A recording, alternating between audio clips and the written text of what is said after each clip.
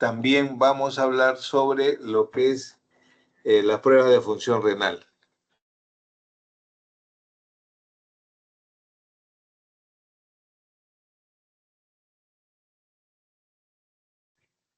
A ver, vamos a ver. Sí. Bien, entonces comenzamos. En cuanto al metabolismo del agua, lo primero que tenemos que ver es la fuente de origen. La fuente de origen son tres fuentes de origen fundamentalmente. Es el agua de las bebidas, o sea, lo que se come con los alimentos, que es alrededor de 1.300 centímetros cúbicos como promedio de agua. Luego tenemos el agua preformada, que es 850 centímetros cúbicos o mililitros. El agua preformada es el agua que está contenida en los alimentos sólidos. Y el agua de oxidación, que es el agua fundamentalmente de los tres metabolitos, que es el agua de los hidratos de carbono, de los lípidos y de las proteínas, que es alrededor de 350 mililitros, que es en un total de 2.500 mililitros como ingreso de agua en el organismo. Ahora, en el agua de oxidación, el que aporta mayor cantidad de agua son los hidratos de carbono, en segundo lugar las proteínas y en tercer lugar los lípidos. Los lípidos son los que tienen menor cantidad de agua. Por cada gramo de hidrato de carbono va a aportar 0,6 mililitros de agua de hidratos de carbono. Cuando se degradan las proteínas, 0,4 mililitros por cada gramo de degradación de proteínas. Y en los lípidos es 0,06 mililitros los que aporta por cada degradación de un gramo de lípidos. La vía de ingreso en condiciones normales es la vía oral, pero en condiciones parenterales es la vía oral y en condiciones patológicas, perdón, en la vía parenteral. En cuanto a los requerimientos diarios, es de 35 a 45 mililitros por kilogramo de peso corporal, aunque en la literatura van a encontrar de 30 a 50 también mililitros por kilogramo de peso corporal. Esto lógicamente va a variar con la edad. Cuando un niño nace recién, la cantidad de agua que tiene es mucho mayor, casi el 80%, 90% de un recién nacido es agua y el resto es elementos sólidos. Por eso es que los niños, cuando se deshidratan muy rápidamente y su hidratación es muy grave, porque la mayor cantidad de su organismo está compuesto por agua.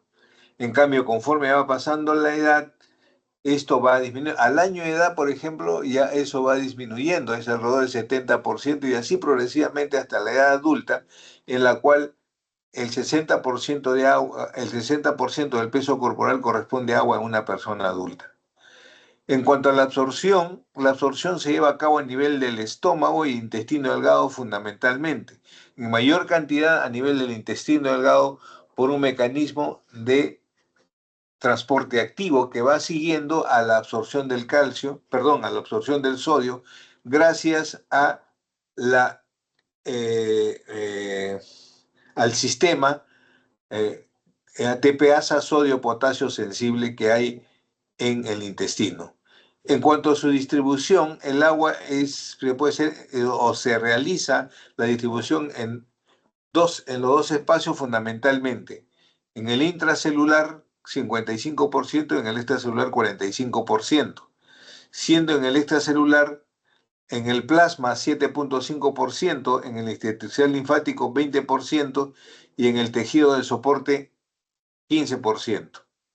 Y en el espacio transcelular, 2,5%. En cuanto al tejido de soporte se refiere a los huesos y a los dientes fundamentalmente, y en el espacio transcelular quiere decir ese espacio que en condiciones normales es un espacio virtual, pero que en condiciones patológicas se vuelve real.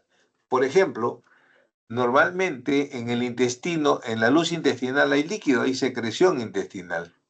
Entonces, la secreción intestinal normalmente está ahí para que lubrique el intestino, la parte interna.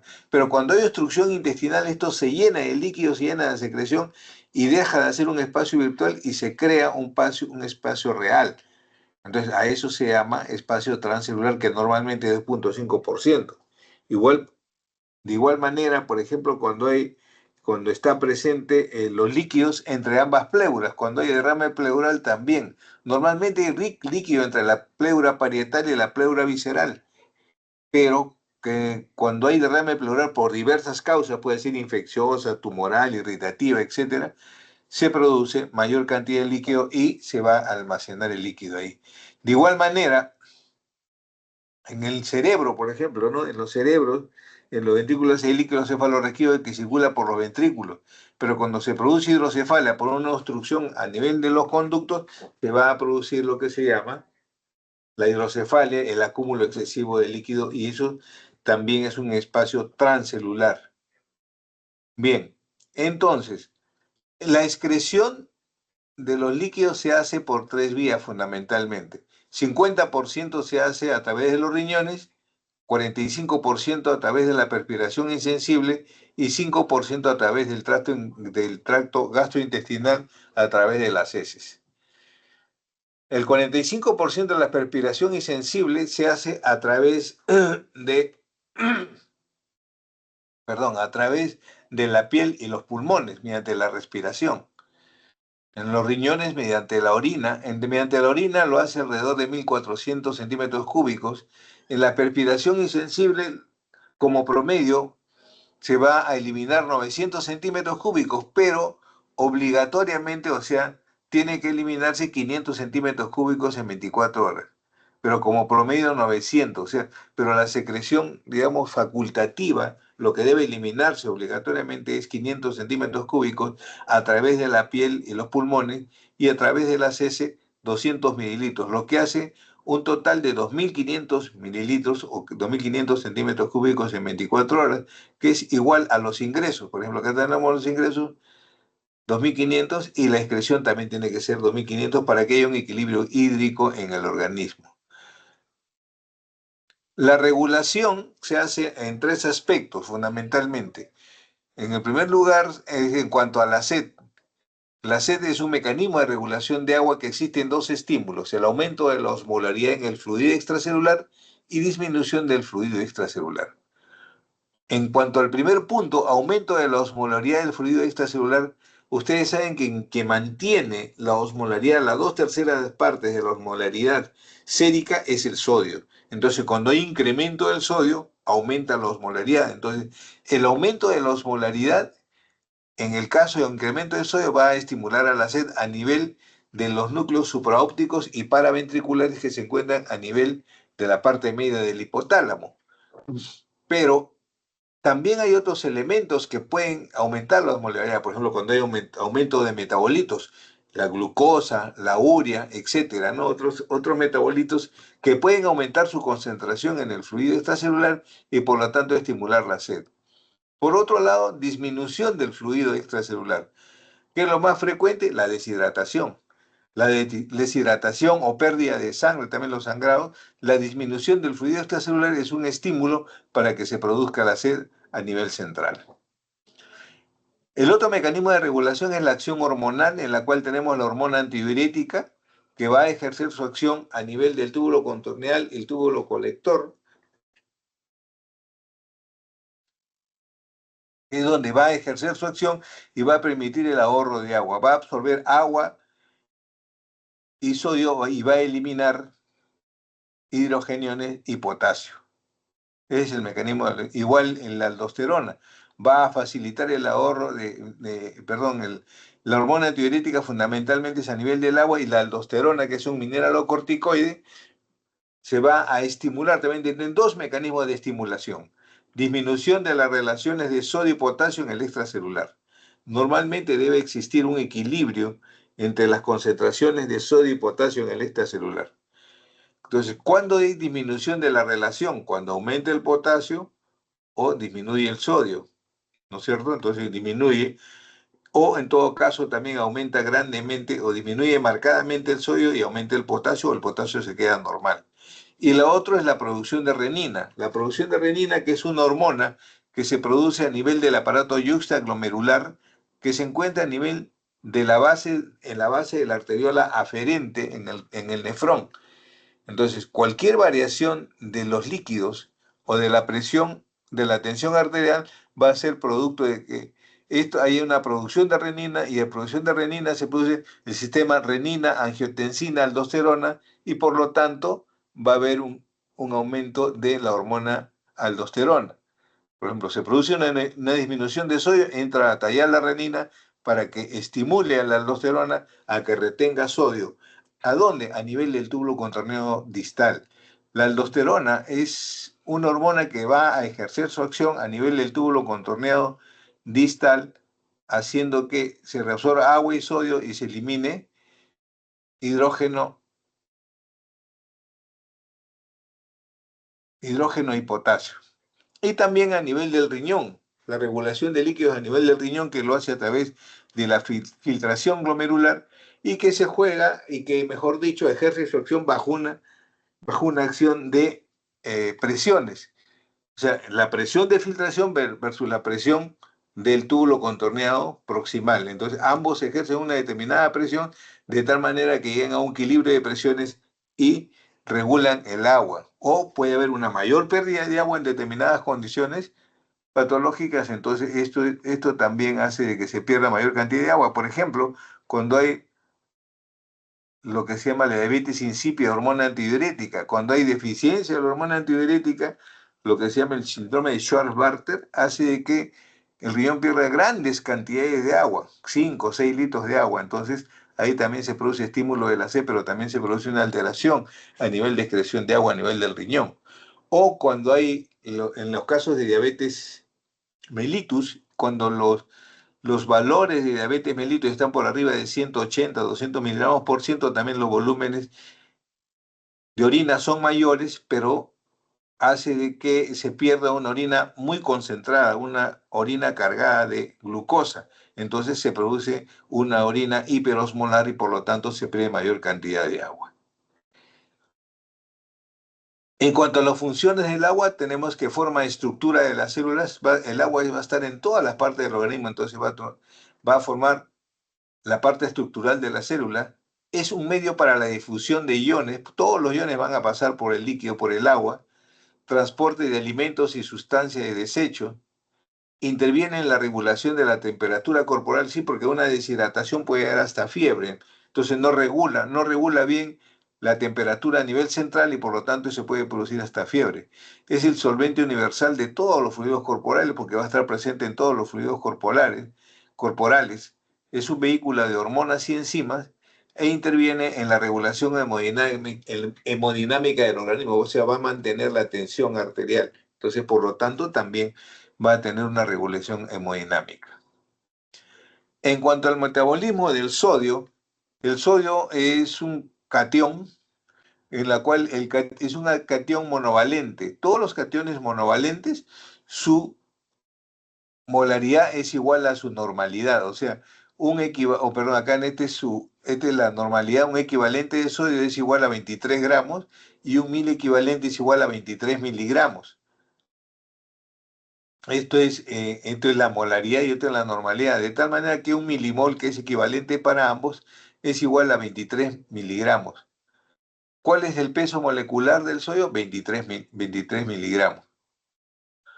Entonces, la concentración de sodio, o perdón, 23 mil equivalentes. La concentración de sodio es de 135 a 145 mil equivalentes por litro. Las fuentes de origen, en cuanto a la fuente de origen del sodio, son los derivados de la carne, todo tipo de carne y también los derivados aditivos alimenticios. En primer lugar tenemos la sal común, el cloruro de sodio. Todos los aditivos alimenticios van a tener sodio, por lo tanto, ahí vamos a encontrar todo lo que es referente al sodio. Su vía de ingesta también es la vía oral en condiciones normales y la vía parenteral en condiciones patológicas. Los requerimientos diarios de sodio es de 1.5 a 2.000 equivalentes por kilogramo de peso corporal. O puede ser también expresados en kilocalorías, que es de 3 a 6.000 equivalentes por 100 calorías. ¿Ya? Entonces, por un lado puede ser expresado en 1.000 equivalentes por kilogramo de peso corporal, que es de 1.5 a 2, o de 3 a 6.000 equivalentes por cada 100 calorías. La absorción del sodio se hace a través del sistema ATPasa, activado por el sodio y el potasio. Esto entra en lo que es la bomba de sodio y potasio. pero la bomba sodio y potasio está gobernada por este sistema ATPase activado por el sodio y el potasio y que va a permitir que sea por un mecanismo de transporte activo a nivel intestinal fundamentalmente. La distribución del sodio, en realidad por kilogramo de peso vamos a tener 58 mil equivalentes por kilogramo de peso corporal y el sodio plasmático a nivel extracelular vamos a tener lo que es un 11.2%, el sodio linfático intersticial 29%, el sodio del tejido conectivo denso y cartílago 11.7%. Esto se refiere a todo lo que es hueso, diente y cartílago. El sodio óseo total 43.1%, el sodio intracelular 2.4% y el sodio transcelular 2.6%. Entonces, el intracelular, mire la cantidad que tiene, es bien bajo la cantidad de sodio, más está en el espacio, si sumamos todo lo que es el espacio extracelular, vamos a tener mayor cantidad de sodio. En cuanto a la excreción, el 95% se hace a través del riñón por el mecanismo ayudado por la aldosterona y también 5% por la piel y tracto gastrointestinal. La regulación se hace por acción hormonal, por acción también de la hormona aldosterona y también por hormona antidiurética que ya les expliqué, y a través del riñón por este mecanismo que les explicaba, la absorción de sodio a nivel del túbulo contorneado proximal y la excreción de hidrogenio, y también por la acción hormonal a nivel del túbulo contorneado distal. En cuanto a las funciones del sodio, mantiene la osmolaridad del fluido extracelular. ¿Por qué? Porque es un catión eminentemente extracelular y va a dar las 2/3 partes de osmolaridad del fluido extracelular. Interviene en la osmolaridad intracelular porque también va a estar en el intracelular, pero en una cantidad bastante baja como 2.4%. Interviene en el equilibrio ácido-base, que lo vamos a explicar cuando hablemos ya del par conjugado bicarbonato de sodio ácido carbónico. Interviene en la irritabilidad neuromuscular, mantiene la tensión arterial porque es el catión más importante y que mantiene la osmolaridad extracelular, forma parte del tejido óseo por los cristales de hidroxiapatita y participa en la formación de la enzima ATPasa sodio-potasio sensible.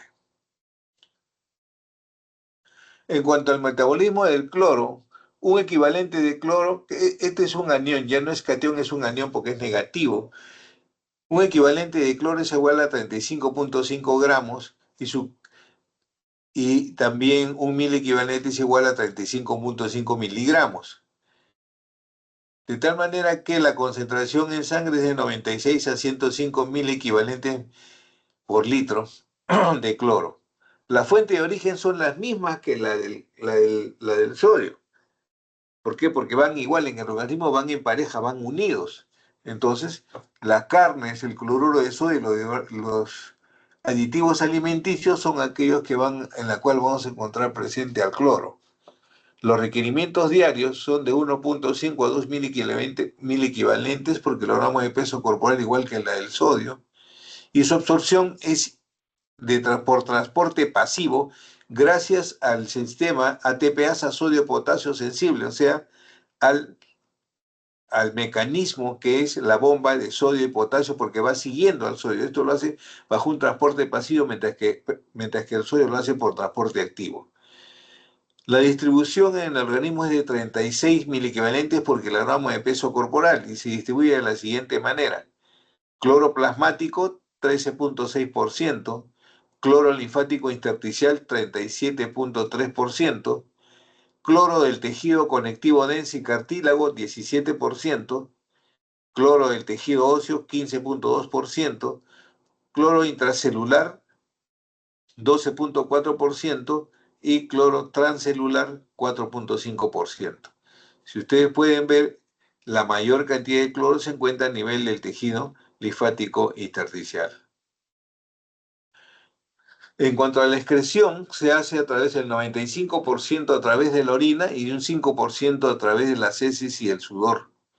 Y la regulación es la misma que tiene el sodio. ¿Por qué? Porque van de la mano, van acompañados, van pegados siempre en el organismo.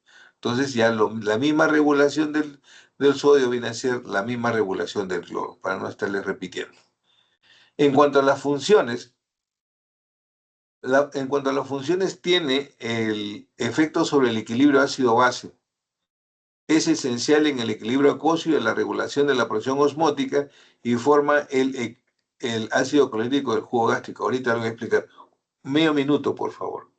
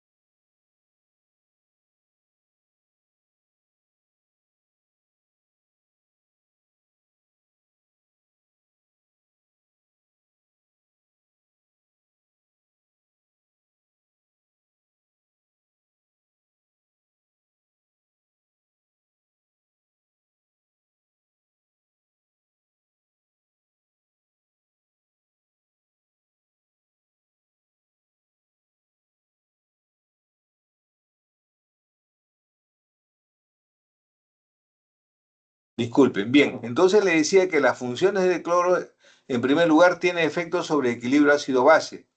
En segundo lugar, es esencial en equilibrio acuoso en la regulación de la presión osmótica junto con el sodio.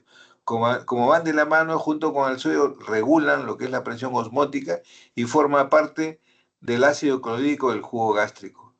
En el primer En la primera función tiene efecto sobre equilibrio ácido-base por un mecanismo que ejerce entre el glóbulo rojo y el plasma. Entonces, este mecanismo entre el glóbulo rojo y el plasma se conoce como intercambio o desplazamiento de cloruros, que se realiza entre el glóbulo rojo y el plasma y que va a estar gobernado por la presión parcial de CO2. Mientras mayor cantidad parcial de CO2, más cloro va a salir. Cuando baja la presión parcial de CO2, ¿por qué? Porque el CO2 es una sustancia ácida. Entonces, cuando hay una sustancia ácida, trata de controlar eso. Entonces sale el cloro hacia el plasma. En cambio, cuando baja la presión parcial de CO2, cuando baja el CO2, el cloro se introduce hacia el glóbulo rojo. Entonces, por eso se llama intercambio o desplazamiento de cloruros entre el glóbulo rojo y el plasma, que va a estar gobernado por la presión parcial de CO2. En cuanto al potasio, tenemos el potasio, un equivalente de potasio es igual a 39 gramos y un mil equivalente es igual a 39 miligramos. Este es un catión también monovalente en la cual su molaridad es igual a su normalidad. En cuanto a las fuentes de origen, tenemos sobre todo fundamentalmente a nivel del plátano, algunas verduras como la zanahoria, la papaya, ¿no? Elementos que van a servir y que van a tener bastante cantidad de potasio, la naranja también. Los requerimientos diarios van de 2 a 3 mil equivalentes por cada 100 calorías, ¿no? También se puede expresar en calorías, o de 1 a 1.5 mil equivalentes por kilogramo de peso corporal, ¿no? Estos son los requerimientos ideales que se pueden eh, requerir o se pueden expresar en calorías, que es de 2 a 3 mil equivalentes por cada 100 calorías, o de 1 a 1.5 mil equivalentes por kilogramo de peso corporal. La absorción fundamentalmente se va a hacer a nivel del intestino delgado, también por un transporte activo gracias a la bomba de sodio y potasio. La distribución del potasio es de 50.000 equivalentes por kilogramo de peso corporal y se va a realizar de la siguiente manera. Sodio plasmático 0.4%, sodio linfático intersticial 1%, sodio del tejido conectivo denso y cartílago 0.4% y sodio del tejido óseo 7.6%. Y el potasio intracelular, mire ustedes, casi 90%, 89.6% es el potasio intracelular a comparación del sodio, que es eminentemente extracelular. Entonces, el potasio es un catión eminentemente intracelular, mientras que el sodio es un catión eminentemente extracelular. Y el potasio transcelular es el espacio que es virtual normalmente, pero que se hace real en condiciones patológicas. Entonces, ese es 1%, entonces ya lo que le explicaba anteriormente. Y fíjese el tejido conectivo denso y cartílago, el tejido de sostén, hueso, dientes, cartílago, mire, 0.4%. En el linfático artificial, 1%. Entonces, es bajo la cantidad, es un catión eminentemente intracelular. La excreción se hace a través de la orina en un 95% y 5% lo hace a través de las heces y el sudor. La regulación se hace a través de la acción hormonal, en primer lugar, mediante los esteroides adrenales, en la cual participa el calcio también. Entonces, los esteroides adrenales hacen que se elimine mayor cantidad de esteroides adrenales, hace que se elimine el potasio, se incrementa la excreción de potasio a nivel de la orina. Entonces, y eso está gobernado igual el calcio. Cuando hay mayor cantidad de calcio, también el calcio hace que se produzca mayor cantidad de eliminación de potasio en la orina. Y la acción de la aldosterona, por acción del sistema renina-angiotensón, sistema renina-angiotensina-aldosterona, pero que a la vez va a ejercer su acción a nivel del túbulo contorneado distal, perdón, a nivel del túbulo contorneado distal, que es donde va a reabsorber todo lo que es a nivel del riñón, es reabsorber, todo lo que es a nivel intestinal es absorción. Entonces, la aldosterona va a reabsorber a nivel del riñón agua y sodio y va a eliminar potasio, hidrógeno, perdón, la aldosterona va a reabsorber hidrogenión y sodio y va a excretar potasio a nivel del túbulo contorneado distal.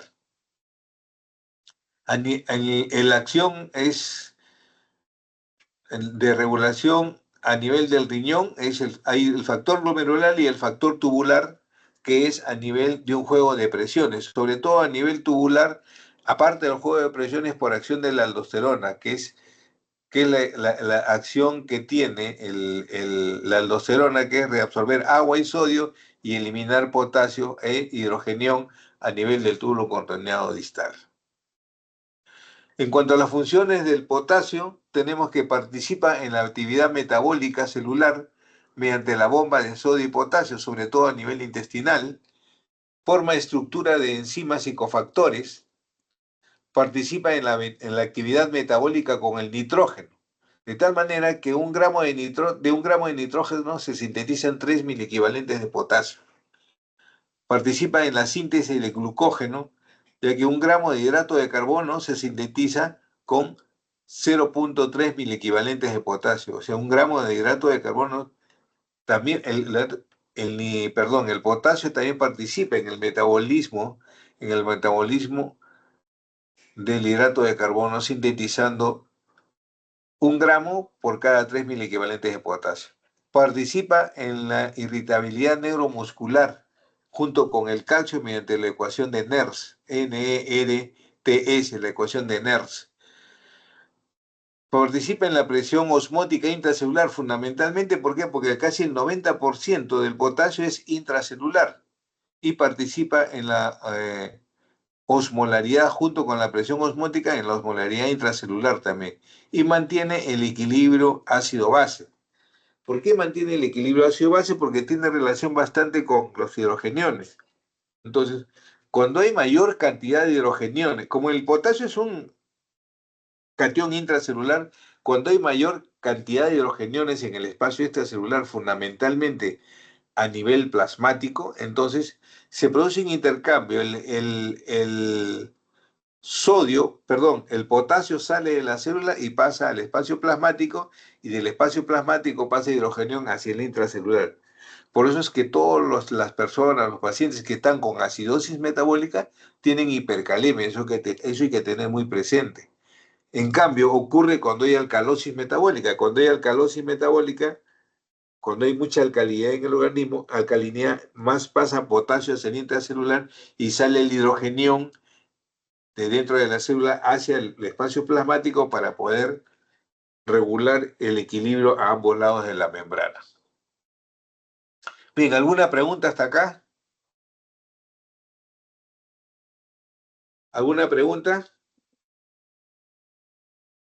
Todo bien, doctor, supongo. Ok, seguimos avanzando. Vamos a pasar ahora a lo que son los mecanismos de acidificación urinaria. Hay tres mecanismos de acidificación urinaria. Uno, como lo ven ustedes acá, que se lleva tanto en el túbulo contorneado proximal y en el túbulo colector, donde a nivel del túbulo contorneado proximal se va a reabsorber el sodio y se va a secretar hidrogenión. ¿Para qué? Para que se elimine el hidrogenión a través de la orina, ¿no? Y en este filtrado se puede formar, se va a eliminar hidrogenión, y que es el hidrogenión secretado, que también se produce a nivel del túbulo colector, en la cual se va a secretar hidrogenión, pero acá en este caso se va a reabsorber bicarbonato. Entonces, no es lo mismo el mecanismo tubular proximal, como está acá, que se reabsorbe el sodio y se elimina hidrogenión. Acá no, se elimina hidrogenión y se reabsorbe bicarbonato. ¿Está claro?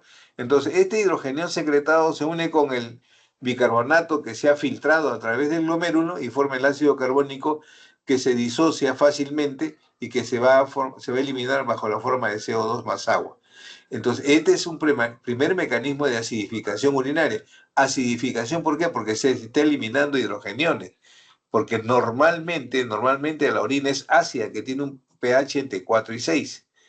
Entonces, este es el primer mecanismo de acidificación urinaria. El segundo mecanismo de acidificación urinaria es la secreción también de hidrogenión, reabsorción de sodio a nivel del túbulo contorneado proximal, pero acá en el tubo contorneado, perdón, en el tubo colector también se secreta hidrogenión, pero se reabsorbe bicarbonato. Y aquí el hidrogenión secretado se va a unir al fosfato ácido de sodio y se va a formar lo que se llama la acidez titulable. A este mecanismo de eliminación de fosfato ácido de sodio o ácido fosfórico, entonces se va a llamar lo que se llama la acidez titulable. Entonces tenemos el primer mecanismo, que es a nivel de túbulo contorneado proximal y colector, que se secreta hidrogeniones, pero se elimina bajo la forma de CO2 y agua. En este segundo mecanismo se elimina hidrogenión bajo la forma de ácido fosfórico, ¿no? A nivel también del túbulo contorneado proximal y colector. Y el tercer mecanismo, que es la eliminación de hidrogenión, pero que este hidrogenión se va a unir, también se reabsorbe sodio, se elimina. Acá en este caso, en el túbulo contorneado proximal, se reabsorbe sodio, pero se elimina el amoníaco, el amonio, perdón. Entonces, este amonio es difusible a ambos lados de la membrana. En cambio, este amonio no se puede difundir a ambos lados de la membrana. Por lo tanto, cuando este, eh, este grupo NH3 puede ser difusible a ambos lados de la membrana y se une a los hidrogeniones que son secretados, se forma el amonio. Entonces, este amonio lo que va a hacer es eliminarse como tal y pero este producto, ¿de qué viene este amonio? El producto de la degradación de la glutamina intracelular. Este hidrogenión que aparece para unirse con el amonio viene produciéndose de la degradación de la glutamina que se encuentra a nivel intracelular. Entonces, se forma bajo la eliminación de amonio. Pero este amonio no va solo, sino se une al cloro y se elimina bajo la forma, o bajo la forma de cloruro de amonio. Entonces, tres mecanismos de acidificación urinaria. Primero, la secreción de hidrogeniones con la formación de CO2 más agua. El segundo, que es la acidez titulable con la eliminación de ácido fosfórico. Y el tercero, que es este mecanismo, que es la eliminación del amonio bajo la forma de cloruro de amonio, que se lleva a cabo a nivel del túbulo contorneado proximal y del tubo colector. Luego tenemos las acuaporinas. Las acuaporinas son proteínas que se llegaron a identificar a nivel de los años 80. Dice, son una familia de proteínas intrínsecas de membrana que funcionan como canales selectivos de agua, o sea, sirven para el transporte de agua y median el transporte de agua a través de la membrana plasmática de la célula, fundamentalmente a nivel del riñón. Porque existen otras acuaporinas que se encuentran a otros niveles, como le voy a mencionar ahora y van a ver en el esquema que le voy a mostrar. La primera acuaporina fue identificada, fue la CHIP 28, de 28 kilodalton, que posteriormente fue denominada acuaporina CHIP o acuaporina 1. Fue purificada de los glóbulos rojos humanos en los años 80 por IGRI y colaboradores. Hasta el momento ya no son 11, son 13 acuaporinas, dos más que se han identificado en los canales proteicos de agua de los tejidos mamíferos, que se han denominado acuaporinas de la 0 a la 12 actualmente. Esta es la estructura molecular de una acuaporina. Tenemos la parte intracelular y la parte extracelular. Tenemos tres asas extracelulares, que son la A, la C y la E, y tenemos dos asas intracelulares, que son la B y la D. Entonces, y esto se caracteriza ¿por qué? Por el tipo, la disposición de los aminoácidos que tenemos. La disposición de los aminoácidos prolina, nitrógeno, este, alanina. Entonces, alanina, perdón, esto no se ve bien, ya está. Alanina, prolina, perdón, alanina, prolina y nitrógeno, y aquí es al revés, nitrógeno, prolina y alanina. Entonces, alanina, prolina y nitrógeno es la parte externa de las asas que están afuera, en la parte extracelular, mientras que en la interna son nitrógeno, prolina y alanina, se invierten. Entonces, pero esta estructura es importante porque aquí deja unos canales, y estos canales son los que permiten la entrada de agua, ¿no? Permiten la entrada de agua hacia el interior de la célula, se encuentran a nivel de la membrana celular. Este es un esquema de Hurglas de la acuaporina 1 a nivel membranario, que tiene la A, la C y la E, que son netamente extracelulares, y la B y la D, que son intracelulares, cada uno con sus características de los aminoácidos, ¿no? Acá tenemos nitrógeno, prolina, alanina, y acá tenemos alanina, prolina y nitrógeno. Entonces, eso dependiendo y le da las características a cada una de las asas intra y extracelulares. ¿Cuál es el patrón de la expresión de las acuaporinas en el riñón? O sea, ¿dónde vamos a encontrar las acuaporinas a nivel del riñón? A nivel del túbulo contorneado proximal tenemos la acuaporina 1, que va a estar a nivel del túbulo contorneado distal, que es la parte apical y vasolateral, o sea, la parte apical, que es la punta de la acuaporina, y la parte lateral y basal también. O sea, las tres capas entran en acción a nivel del túbulo contorneado proximal, a nivel de la acuaporina 1. La acuaporina 1 también a nivel del asa descendente de Henle, en la cual vamos a tener también apical y vasolateral. Entonces, la acuaporina 1 va a estar íntegramente en conexión en el nefrón a nivel del túbulo contorneado distal y a nivel de de la asa ascendente de Henle.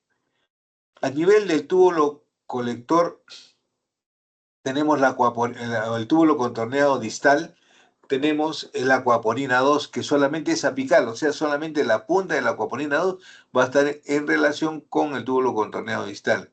Mientras que en el túbulo colector tenemos la aquaporina 2 con su fracción apical que va a estar en contacto con este túbulo colector, la aquaporina 3, que es solamente la parte lateral y basal, y la aquaporina 4, que también va a estar a nivel de la parte basal y lateral. Entonces, a nivel del túbulo colector hay tres aquaporinas, la aquaporina 2, la 3 y la 4, mientras que la 1 va a estar a nivel del túbulo contorneado proximal y el asa descendente de Henle.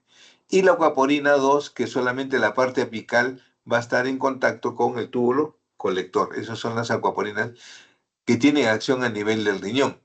Esta es una forma, un diagrama más que todo, para que vean ustedes cómo ingresa el agua y pasa por esta membrana que tiene la distribución de los aminoácidos que les digo y va por la parte lateral. En este caso de la aquaporina 1, hemos dicho que es basal, lateral y apical, ¿no? Esta es la parte basal, lateral y la parte apical, que es donde va a ingresar el agua. Entonces, el aquaporina 1, acuérdense ustedes que van a estar, este es el núcleo de la célula, entonces van a estar a nivel del túbulo contorneo proximal y el asa descendente de Henle, y que va a estar en contacto con estas tres membranas, la apical, la basal y la lateral, y que va a permitir la entrada de agua. Este es lo mismo para que vean ustedes cómo es la aquaporina 2. La aquaporina 2 habíamos dicho que es solamente apical a nivel del túbulo contorneado distal. Por eso es que se aprecia acá, pero esta zona apical va a estar influenciada por el AMP cíclico. Entonces, para que el agua ingrese a nivel del túbulo contorneado distal, perdón, sí, a nivel del túbulo contorneado distal ingresa el agua, pero necesita la estimulación del AMP cíclico para que pueda entrar el agua, pero a su vez también debe ser estimulada por la hormona antidiurética. Eso es a nivel del túbulo contorneado distal. Entonces, tener doble mecanismo. Uno, que es la acción del AMP cíclico, y por otro lado, la acción de la hormona antidiurética para que ingrese por la parte apical y puede hacer reabsorbir el agua a nivel del túbulo contorneado proximal. Perdón, del túbulo contorneado distal. Esta es la lista de aquaporinas que tenemos y su localización. Por ejemplo, acá la aquaporina 0 va a estar en el ojo, la aquaporina 1 va a estar a nivel del hueso, de los vasos sanguíneos, del cerebro, del ojo, la tráquea, los pulmones, los bronquios, el riñón, la vejiga, la piel y la placenta. La aquaporina 2 solamente a nivel del riñón nada más. La aquaporina 3 va a estar en el riñón, en el ojo, en el colon, en la tráquea, en el estómago, en el intestino delgado, en el cerebro. La aquaporina 4 va a estar en el riñón, en el cerebro, en el estómago, en los pulmones, en el ojo y la tráquea. La aquaporina 5, que va a estar a nivel de las glándulas salivales, la glándula lacrimal, el ojo, el pulmón y la tráquea. Esta no está, por ejemplo, perdón, la 5 no va a estar a nivel del riñón. La 6 está a nivel del riñón, ya se le ubicó, hasta hace algún tiempo no lo sabíamos, pero ya está. La aquaporina 7 también va a estar a nivel del riñón, a nivel del túbulo contorneado proximal, va a estar en los testículos, y esto sí está en estudio, todavía no se encuentra si realmente están en el corazón, el músculo esquelético, el tejido adiposo. Y la aquaporina 8, que va a estar a nivel de los testículos, páncreas, pulmón, colon, y también, perdón, hígado, y también en el nivel de las glándulas salivales. Entonces, esa es la aquaporina fundamentalmente que se encuentran en los diferentes tejidos. Luego tenemos la prueba de función renal. En cuanto a las pruebas de función renal, tenemos varias pruebas de función renal. Les voy a mencionar algunas que ya no se usan, pero igual por cuestión histórica, para que tengan como cuestión de cultura conocerlas. Determinación de la tasa de filtración glomerular, que es la depuración de inulina.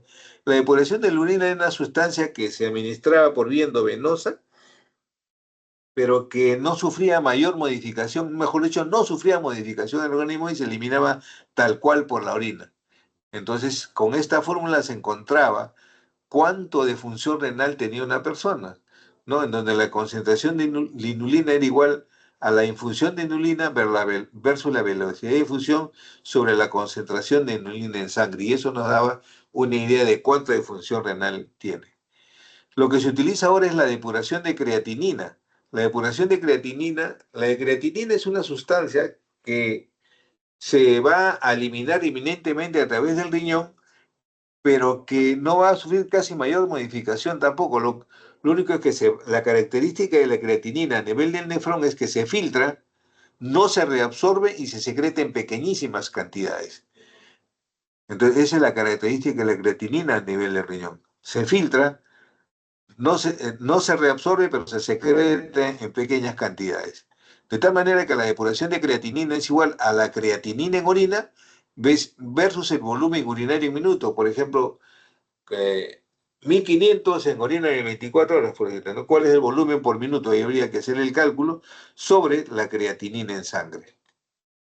Y la otra, o acá, por ejemplo, la creatinina tiene diversos valores para poder llegar a valorar cuál es la función renal de la persona, ¿no? Lo normal en un adulto es de 90 a 120 mililitros por minuto. Las unidades en las cuales se expresa la depuración de creatinina es en mililitros por minuto por metro por superficie corporal, ¿no? O sea, es mililitros por minuto por la superficie corporal que tiene la persona. La depuración de creatinina tiene varios rangos, como le decía, es de 90 a 120 mililitros por minuto. Cuando es de 60 a 90, tiene una enfermedad renal leve. Cuando es de 30 a 60, es una moderada. Cuando tiene de 10 a 30, es ya severa. Y cuando es menos de 10 o de 15, ya es una enfermedad crónica terminal. Entonces son cuatro. La leve, que es de 60 a 90, de 30 a 60 moderada, de 10 a 30 es severa, y la terminal, que es de 10 o 15 mililitros por segundo hacia abajo.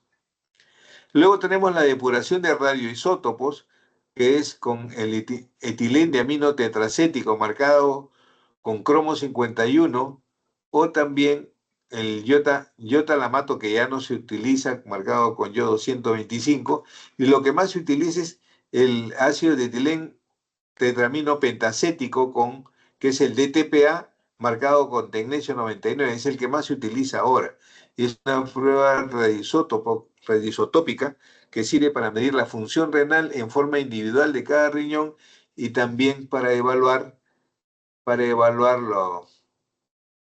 la característica de cada uno de los riñones, ¿no? Y si hay obstrucción o no a nivel renal.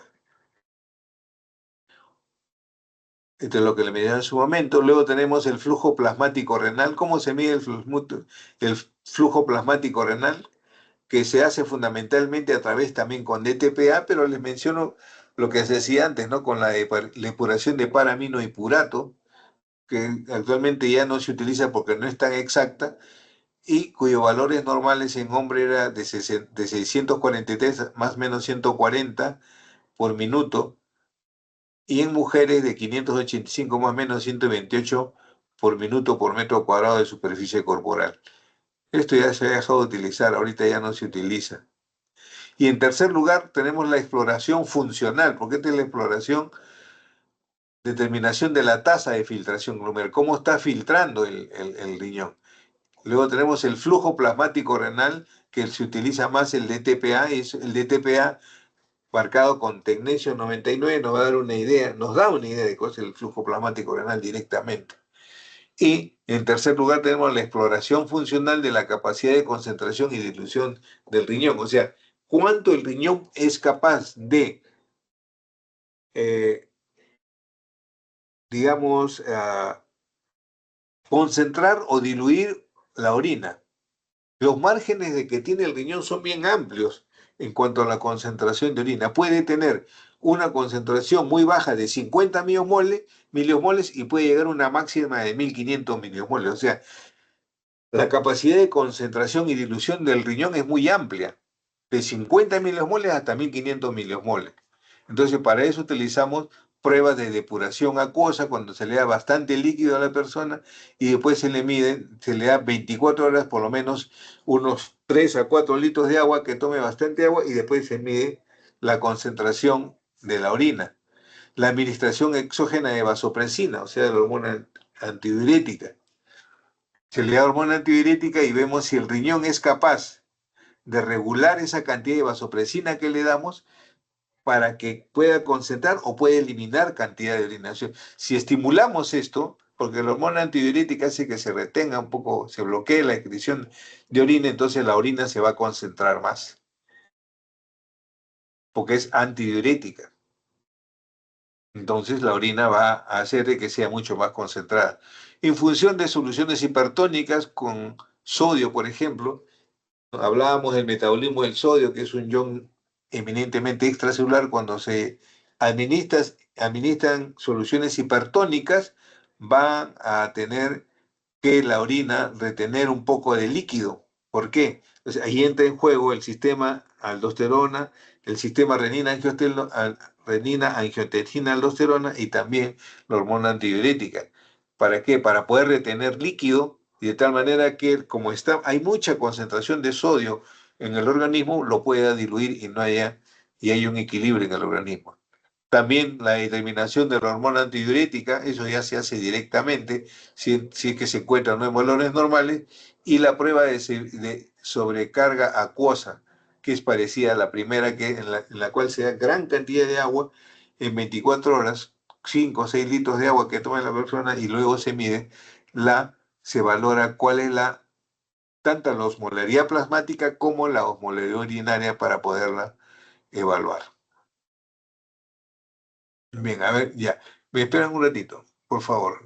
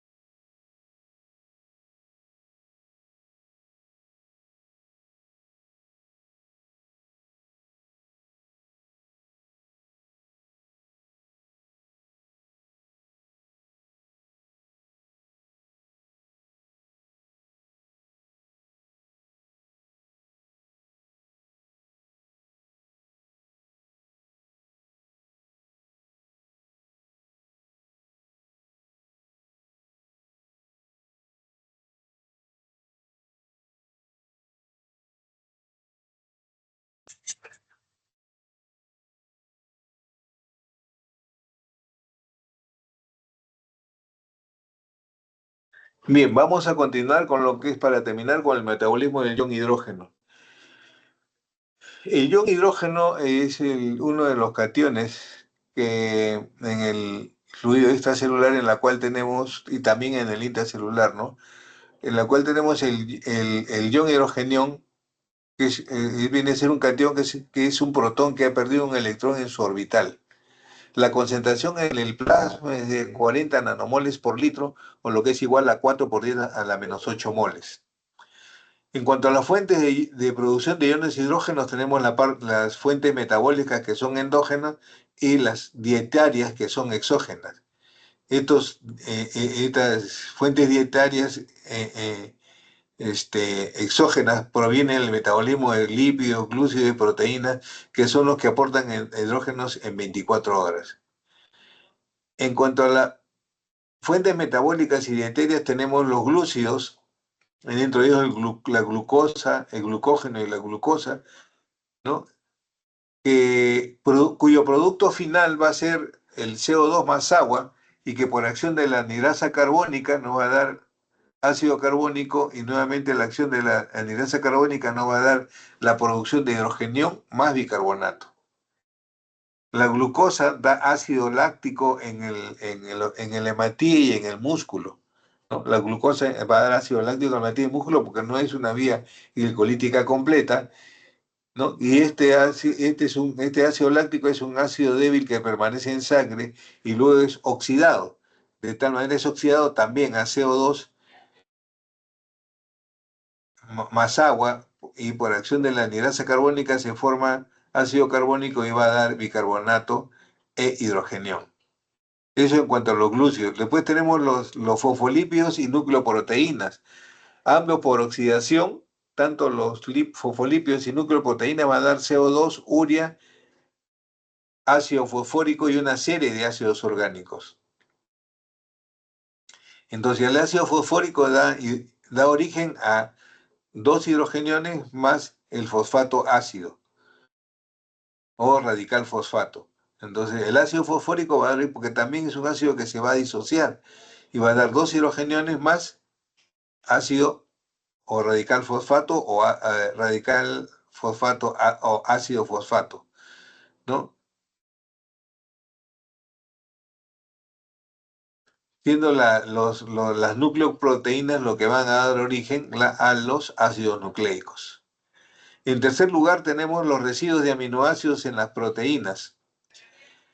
Residuos de aminoácidos en las proteínas que contienen grupos de sulfuro son tres. O sea, hay residuos de aminoácidos que las proteínas van a dar fundamentalmente y son aquellos que tienen grupos sulfuro. Por ejemplo, la cisteína contiene ácido sulfídrico, la cistina tiene disulfuro y la metionina tiene tioésteres. Ya habíamos dicho que todas las sustancias que son la palabra tioésteres van a estar conteniendo radicales fosfatos. Estos aminoácidos, los tres, van a dar ¿qué cosa? CO2, urea, CO2, urea, ácido sulfúrico, y este último se va a disociar. O sea, el ácido sulfúrico en dos moléculas de hidrógeno va a ser el radical sulfato divalente. Al oxidarse la metionina va a dar dos sulfatos, dos radicales sulfatos. Y en 24 horas se van a formar con estos ácidos que son provenientes de las proteínas 1200 equivalentes de hidrogenión, tanto en la forma como a incluir el ácido carbónico. El ácido carbónico fundamentalmente va a tener 90 equivalentes al día de hidrogenión y después se van a formar ácido sulfúrico, ácido fosfórico y otros radicales ácidos. En cuanto a la excreción, tenemos 1200 equivalentes en forma de CO2, o sea, de ácido carbónico, como le mencioné acá. 1200 equivalentes de hidrogeno como ácido carbónico y se van a excretar eminentemente por el pulmón en 24 horas. O sea, el único ácido volátil por excelencia en el organismo es el ácido carbónico.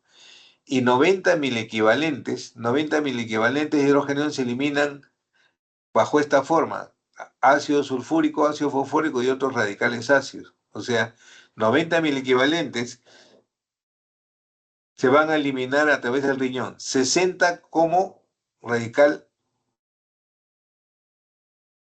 amoníaco y 30 en forma de acidez titulable, o sea, en forma de fosfato monosódico. O sea, lo que hablábamos en antes de la acidez titulable o en los mecanismos de acidificación urinaria. Entonces, a este mecanismo a estos 1200 equivalentes, es un ácido volátil que se va a eliminar eminentemente del pulmón y los otros ácidos que se eliminan a través del riñón, producto de los metabolismos, de los tres metabolismos, se van a llamar ácidos fijos que se van a eliminar a través del riñón o ácidos no volátiles. Entonces, dependiendo de esto, tenemos que definir qué cosa es un ácido. Un ácido es toda sustancia capaz de liberar hidrogeniones. Por ejemplo, el ácido clorhídrico es un ácido débil porque se disocia fuertemente, es ácido clorhídrico. Se, se va a disociar en cloro de hidrogenión, el ácido carbónico en bicarbonato más hidrogenión y el acetato que va a ser el ácido acético que se va a disociar en acetato más hidrogenión. En cambio, en álcali es toda sustancia capaz de captar hidrogeniones, ¿no? Por ejemplo, el NH3 en el amonio capta un hidrógeno y se conforma en amoníaco. o el amoníaco, perdón, capta un hidrógeno y se va a formar el amonio, ¿no? El NH3, que es el amoníaco, capta un hidrógeno y se convierte en amonio. El oxidrilo capta un hidrógeno y se convierte en agua. Entonces, la neutralización es la transferencia de un ácido. Entonces, la otra definición es la neutralización, que es la transferencia de un ácido a una base o viceversa, ¿no? Un ácido que se disocia fácilmente, la base sería el amoníaco que se une a un hidrógeno y se va a formar el amonio. El ácido sería el NH4, que se divide en NH3 más el hidrógeno, que es el ácido conjugado de la base. Esta es la parte ácida. Igual sucede con el ácido clorhídrico. El ácido clorhídrico, el cloro más el hidrógeno va a formar el ácido clorhídrico, que es la base conjugada del ácido clorhídrico. Entonces, de eso tenemos que definir qué son ácidos fuertes y qué son ácidos débiles. Ácidos fuertes son aquellos que se van a disociar fuertemente, y ácidos fuertes y ácidos fuertes los que no se disocian fácilmente, y ácidos débiles son aquellos que se van a disociar fácilmente. Luego tenemos los ácidos volátiles, y dentro de ellos, como les mencionaba, son aquellos que están en equilibrio con el CO2 o que se eliminan con la respiración, como el ácido carbónico. Dentro de los ácidos fijos o no volátiles tenemos el ácido sulfúrico, que proviene de los aminoácidos con sulfuro, el ácido fosfórico, que proviene de los fosfolípidos y ácidos nucleicos, el ácido láctico, que proviene del metabolismo anaeróbico de la glucosa y se produce bajo las condiciones de hipoxia y de ejercicio intenso. Luego tenemos el ácido pirúvico, que es producto del metabolismo de los hidratos de carbono. Luego tenemos los cuerpos cetónicos, como el aceto acético y el beta-hidroxibutírico. De estos dos, el primero que se forma es el beta-hidroxibutírico, después el aceto acético y también la acetona, y esto se produce en los cuadros de cetosis o en los cuadros de ayuno, cuando hablamos en alguna oportunidad de la diabetes, ¿no? De la acetoacidosis diabética. Luego tenemos el ácido úrico, producto de las proteínas, el ácido cítrico, el ácido isocítrico, el ácido clorhídrico y ácido acético, que se van a administrar en condiciones anormales. Esto no se produce en el organismo normalmente, más que en el estómago, pero en condiciones anormales no puede dar también aumento, o puede haber la presencia de esto en mayores cantidades. Luego tenemos la arginina y la glicina, que van a dar ácido clorhídrico. En su metabolismo, la arginina y la glicina van a dar ácido clorhídrico. El ácido acético, que se va a disociar en ion acetato e hidrogenio. Pero acá lo más importante que nosotros tenemos que tener en cuenta es nuestro par conjugado bicarbonato ácido carbónico, que es el par conjugado más importante que se encuentra en el organismo. Entonces, el sistema bicarbonato y ácido carbónico sirve para amortiguar los ácidos fijos en el organismo. El ácido carbónico, que deriva del CO2 por los procesos de descarboxilación, y el CO2, que tiene gran capacidad para difundir a través de la membrana plasmática, pero es más difusible en sobrepasar la membrana celular. O sea, puede pasar fácilmente en la membrana plasmática, pero es mucho más fácil en la membrana celular. Y el CO2, que es manejado en forma adecuada por el sistema ventilatorio pulmonar y que se elimina a través de la vía respiratoria. ¿Cómo se distribuye el hidrogenión? El hidrogenión se va a distribuir a nivel extracelular a una concentración de 40 nanomoles por litro, en el sistema linfático intersticial 38 nanomoles por litro, y en el sistema intracelular 100 nanomoles por litro. Miren la cantidad que tiene de hidrogeniones en el interior de la célula. En cuanto a la regulación del metabolismo del hidrogenión, en primer lugar, tenemos la sustancia buffer o las sustancias amortiguadoras o tampón, que pueden ser extra o intracelulares. En cuanto a los extracelulares, tenemos la sustancia buffer y la sustancia anfótera. La sustancia buffer, tenemos el sistema bicarbonato ácido carbónico, que es el más importante en el organismo, y el sistema fosfato monosódico, fosfato bisódico, que es en segundo orden que tiene importancia en el organismo. Y luego tenemos las sustancias anfóteras, que son aquellas sustancias que son capaces de comportarse como ácido o como álcali. Dentro de ellas tenemos las proteínas y la hemoglobina. La hemoglobina que tiene mucho más poder de tamponamiento que las proteínas, es 5 veces mayor que las proteínas, su poder de tamponar o su poder de amortiguarlo. Luego tenemos las intracelulares en las cuales tenemos las proteínas y también tenemos el complejo orgánico de fósforo.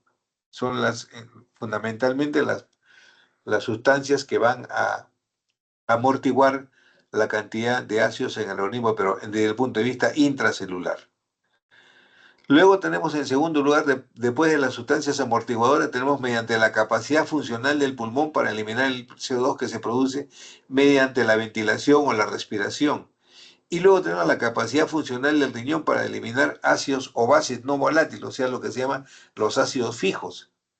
Por ejemplo, cuando hay dificultad respiratoria, un problema obstructivo por cualquier causa, por asma, por tumoración, por lo que sea, se va a producir una retención de CO2.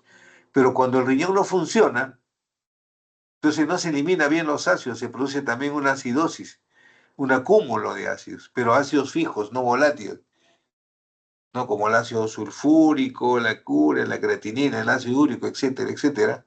Mientras que en el pulmón lo que vamos a acumular es el CO2. Entonces, cuando hay una obstrucción a nivel, no se elimina bien el CO2, es una acidosis, pero desde el punto de vista respiratorio. Entonces, el que gobierna las acidosis respiratorias es alteración a nivel del ácido,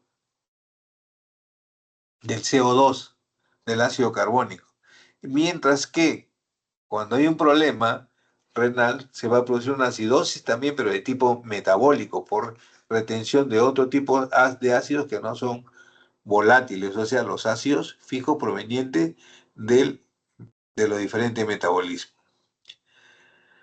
Entonces, ya sabemos cuáles son las sustancias que se tamponan, cuáles son las sustancias extracelulares y intracelulares que van a amortiguar los ácidos, ¿no? Uno es las sustancias amortiguadoras, otro es mediante la capacidad funcional del pulmón, otro es la capacidad funcional del riñón. Pero tenemos la concentración de hidrogeneles, pero no sabemos cómo medirla. Entonces, para eso tenemos que echar la mano del pH.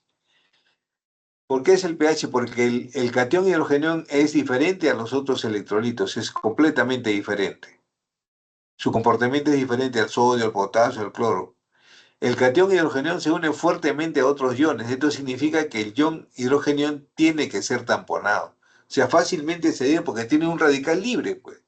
Pero al tener un radical libre fácilmente se une. Y cuando se une a un ácido, tenemos que el hidrogenión se une a un ácido, tenemos el hidrogenión más el ácido, lo cual se puede disociar en hidrogenión más el ácido. Entonces, si a esto le aplicamos la constante de disociación, vamos a tener que esto va a pasar al denominador, K va a ser igual que es constante de disociación, es hidrogenión más el ácido sobre el ácido propiamente dicho. O sea, el ácido disociado sobre el ácido no disociado, en otras palabras, ¿no? Entonces, la constante de disociación es el ácido disociado sobre el ácido no disociado.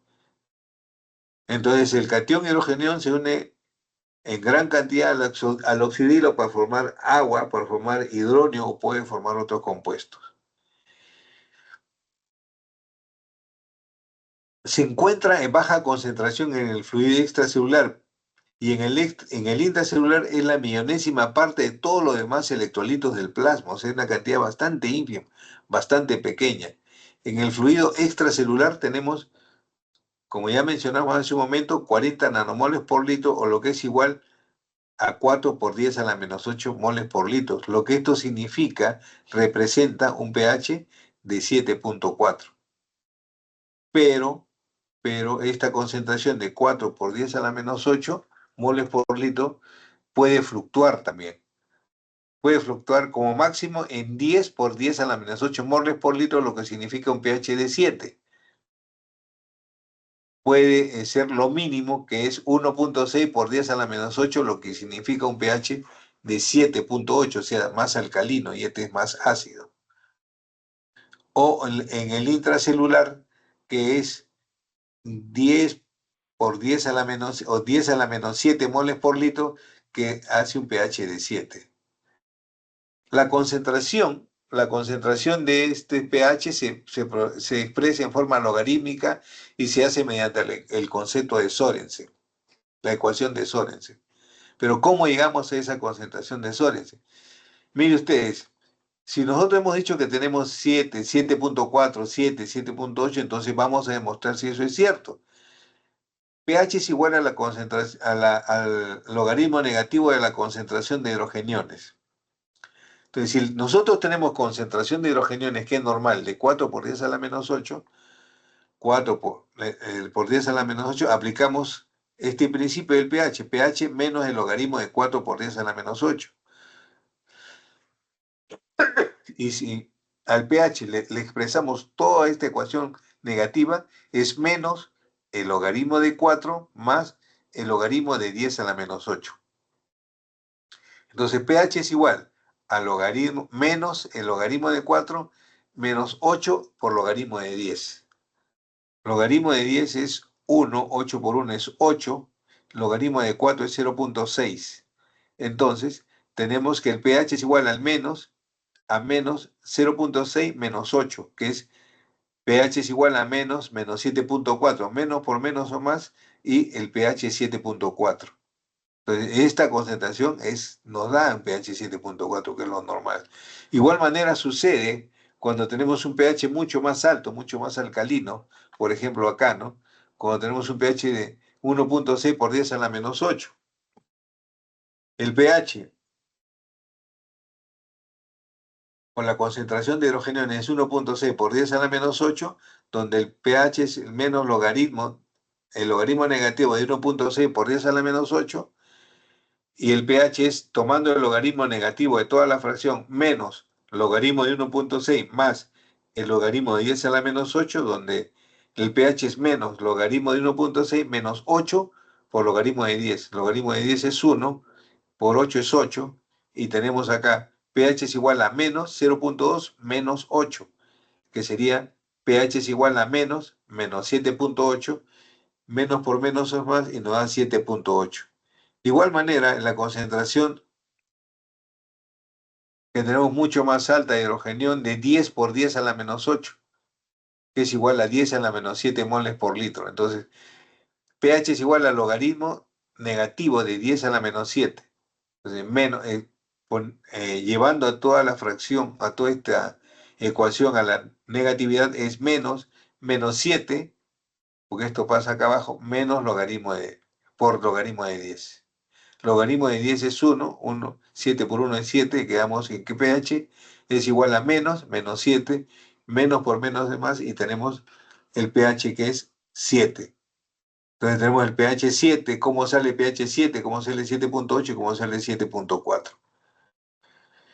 Y de esto podemos encontrar nosotros la ecuación de Henderson y Hasselbalch, donde el pH nos dice es igual al pK, la constante de disociación, más el logaritmo de la sal conjugada, o sea, la sal disociada sobre el ácido, o el ácido disociado sobre el ácido compacto.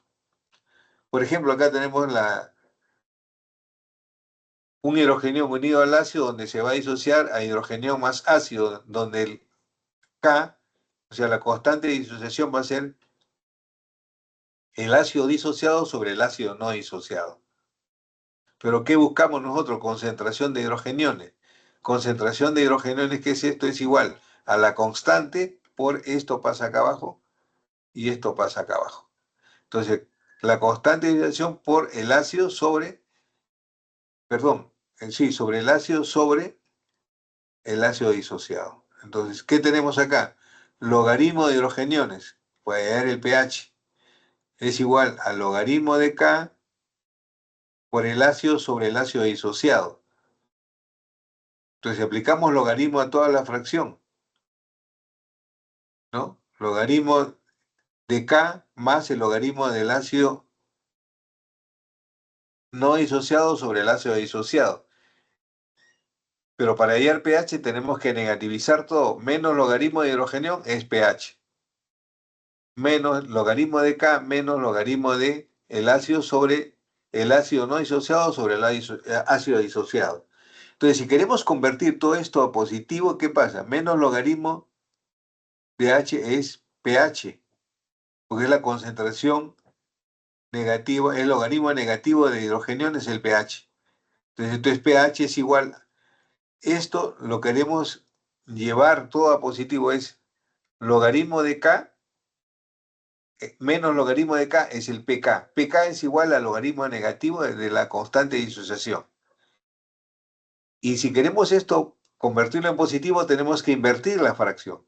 Entonces, más el logaritmo del ácido disociado sobre el ácido no disociado. De tal manera que si este principio digamos, lo llevamos a lo que es el sistema bicarbonato y óxido carbónico, que es el primordial sustancia tampón o amortiguadora a nivel extracelular, tenemos que el ácido carbónico se va a disociar en hidrogenión y en bicarbonato. Si aplicamos constante de disociación es hidrogenión por bicarbonato sobre, o sea, el ácido disociado sobre el ácido no disociado, que es hidrogenión y bicarbonato sobre el ácido carbónico. Si esto aplicamos la concentración de hidrogeniones, ¿no es cierto? La concentración de hidrogeniones, que es esta de acá, que es lo que buscamos. Concentración de hidrogeniones es igual a la constante del, esto pasa acá arriba y el otro pasa abajo. O sea, el ácido pasa arriba y el bicarbonato abajo. Tenemos la concentración de ácido carbónico sobre el ácido disociado, que en este caso es bicarbonato.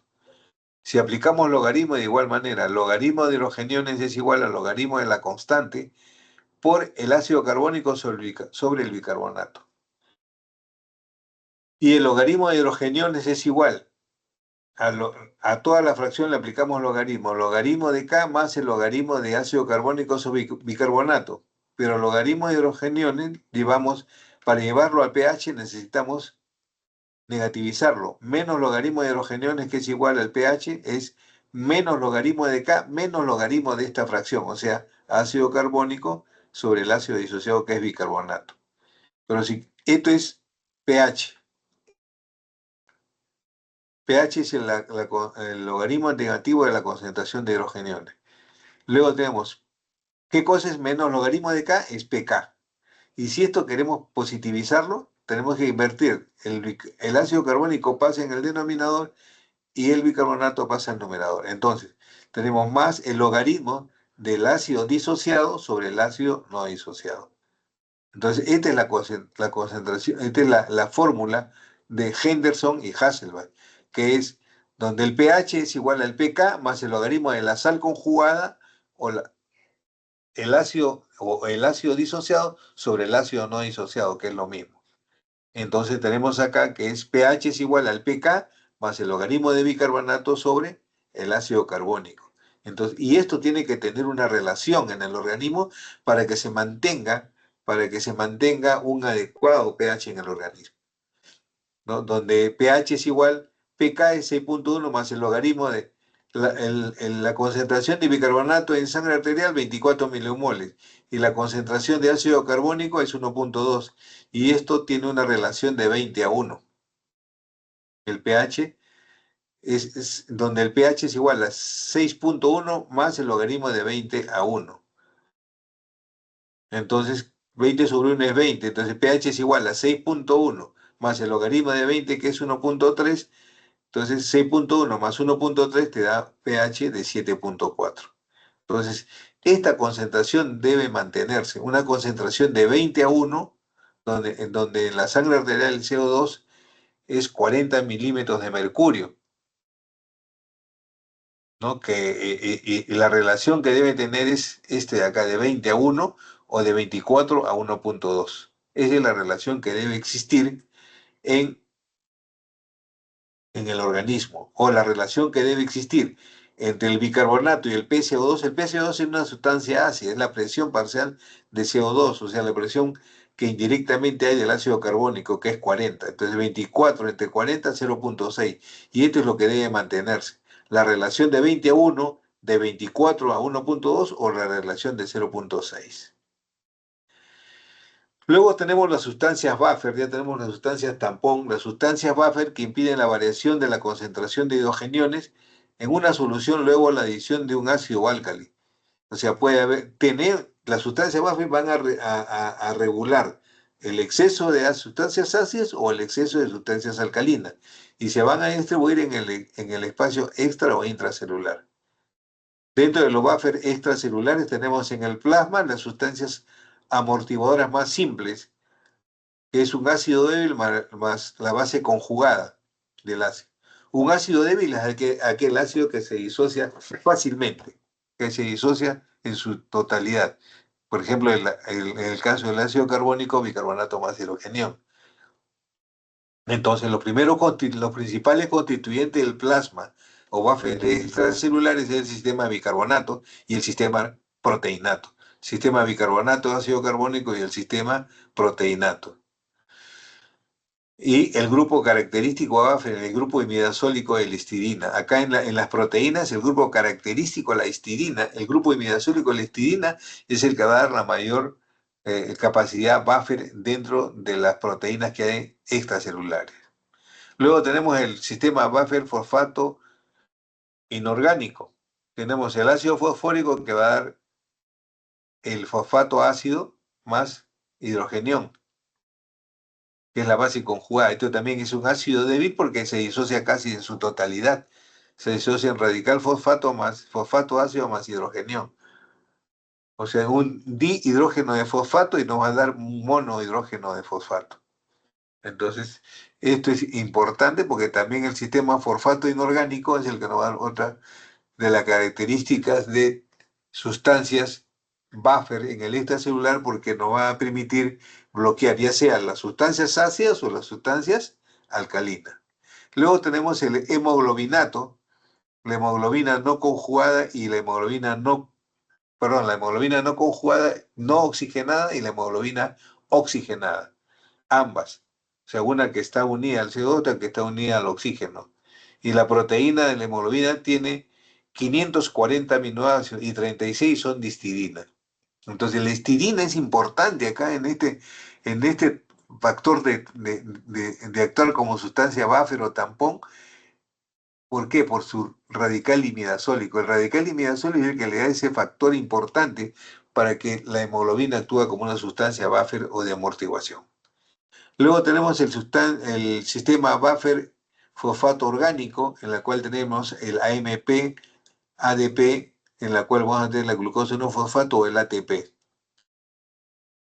Luego tenemos los amortiguadores intestinal linfático, donde va a estar el sistema bicarbonato en un 20% y el fosfato inorgánico. Luego tenemos los amortiguadores en el fluido intracelular, que son las proteínas, los fosfatos orgánicos, ¿no?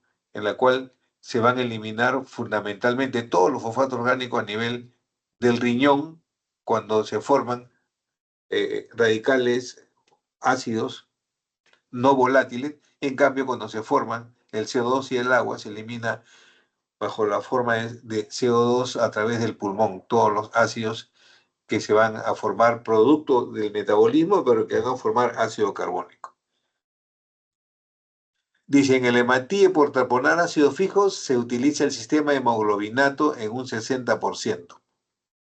¿Ya? En el hematíe por taponar ácidos fijos se utiliza el sistema hemoglobinato en un 60%, luego el sistema bicarbonato en 30% y el resto, o sea, el 10% lo hace el fosfato orgánico. Lo importante, el sistema hemoglobinático en el hematíe, 60%, 30% el bicarbonato y 10% el fosfato orgánico. En cambio, cuando están en los fluidos a nivel plasmático, el más importante y el primero que entra a funcionar es el sistema bicarbonato ácido carbónico. Cuando el plasma ingresan ácidos fijos, o sea, ácidos no volátiles, más del 75% de la capacidad amortiguadora del plasma reside en el bicarbonato. O sea, cuando se retiene ácido úrico, urea, creatinina, que son sustancias ácidas, más del 75% de esa capacidad, o sea, amortiguadora lo va a dar el bicarbonato. Luego siguen las proteínas y por último los fosfatos inorgánicos. Por eso es que le mencionaba que la sustancia amortiguadora más importante en el extracelular es el sistema de bicarbonato ácido carbónico, que le da un 75%, siguiéndole las proteínas y luego los fosfatos inorgánicos. Luego, para mencionarles que el sistema de bicarbonato deriva del CO2 total, el CO2 total producto de todos los metabolismos que se va a formar el ion bicarbonato, el carbonato que también sirve para tamponar y el ácido carbónico con su par conjugado que es el bicarbonato ácido carbónico. Y también tenemos el carbaminohemoglobina en la cual se va a unir el CO2. Pero los excesos de CO2, como son sustancias ácidas, se unen a la hemoglobina y forman también la carbinohemoglobina. Bien, yo creo que todo lo que tenía que mencionarles. ¿Alguna pregunta, por favor? Delegado, ¿todavía está por ahí? Delegado, ¿no hay nadie? Sí, doctor. ¿Alguna pregunta? Sí, estoy viendo, pero no hay nadie que pregunte, doctor. Doctor, Ya. tengo una Entonces, duda. ya, yo voy a mandarle las preguntas a la profesora Guadalupe y ya, mañana nos estamos viendo, ¿no? Para hacer el seminario, ¿no? Y terminar, ¿no? Sí, doctor. El Ya, martes, ¿podría ser a las 9 el seminario? ya está bien, a las 9. Está bien, no hay problema. A Ya, las 9 doctor. está bien. Ok, Muchas gracias gracias. Muy buenas entonces. Ok, hasta luego, gracias. tardes. Gracias, doctor. Hasta luego. Hasta luego, gracias.